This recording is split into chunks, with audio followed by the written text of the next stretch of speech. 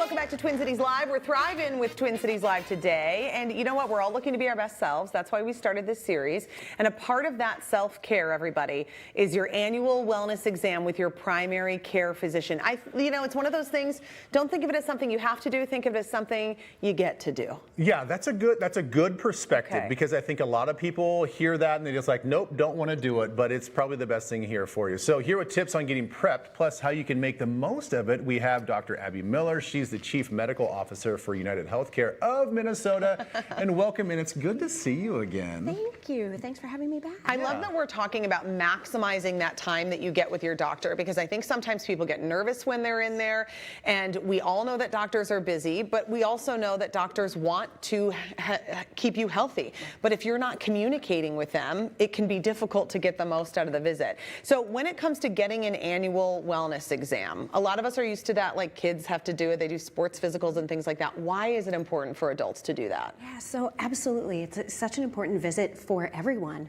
When you think about, so many of us think about, have these goals around health. Mm-hmm. We're getting back into, it's summer, it's wonderful outside, and all of a sudden we're thinking about, hey, I want to exercise more, I want to eat healthier. Gosh, where do I start with that? Mm-hmm. Starting with an annual wellness exam and actually talking to your doctor about those health goals, that's a really great place to start.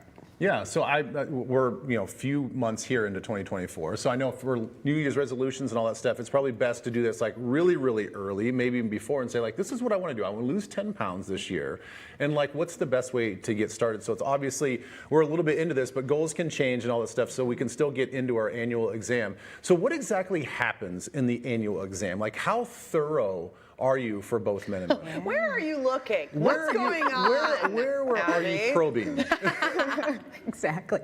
So I will say this. It's really important for you as a patient, when you're coming in, making sure that you're prepared for your exam. So thinking about what are the questions that you want to ask. So often we're walking out of the clinic and we're like, oh, I should have asked about. Yeah. That's the thing that's really important. Have that list so that you know ahead of time what you want to do.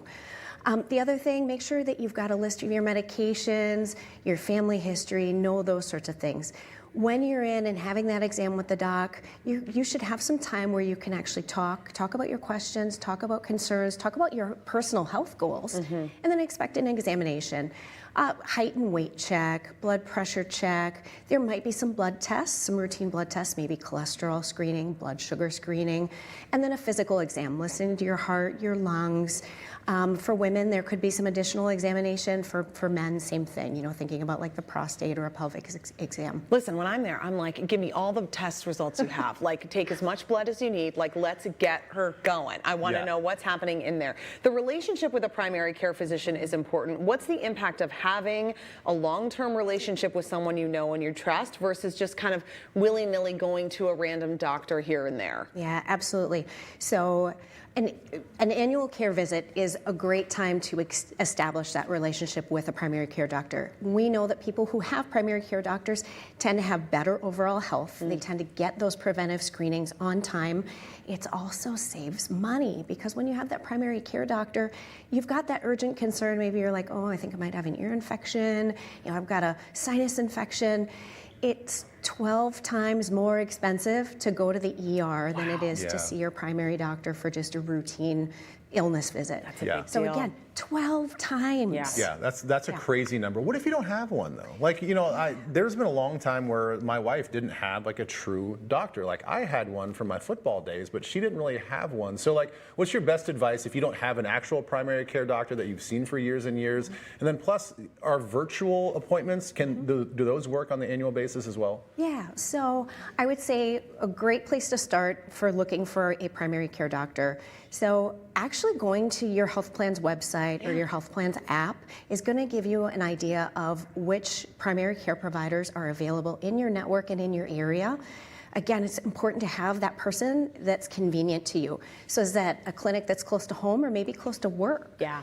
The other thing I would tell people is ask friends, family, neighbors who they see, who they recommend. That's another really important thing. Do you like in person though for most things? Virtual I think is maybe a tool, but not ideal for all the time. So for an annual wellness visit, it's probably important to do that in person, but certainly virtual care is wonderful for those urgent visits, those urgent needs. I will tell you, people who have like a rash suddenly pop up, or have symptoms of, gosh, I think I might have a urinary tract infection, things like that, those are great for virtual appointments. Okay, that's good. Yeah, and real quick, mental as well. Like, I know we're talking physical, all biological stuff, but it's important to check on the brain. Absolutely. So again, whole body wellness. And so you can't talk about physical health without also talking about mental health.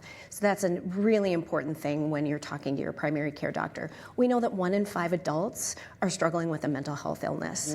And so it's really important, if you feel like you're maybe struggling and want to get a better handle on your mental health, that's a really good thing to talk to your primary care doctor about. Having those conversations, good stuff. Nice to see you. I know, you inspired me. I got to get mine done. Gotta get in there, I know. All right, for more health and wellness information, visit uhc.com. We have a link for you on twincitieslive.com. Okay.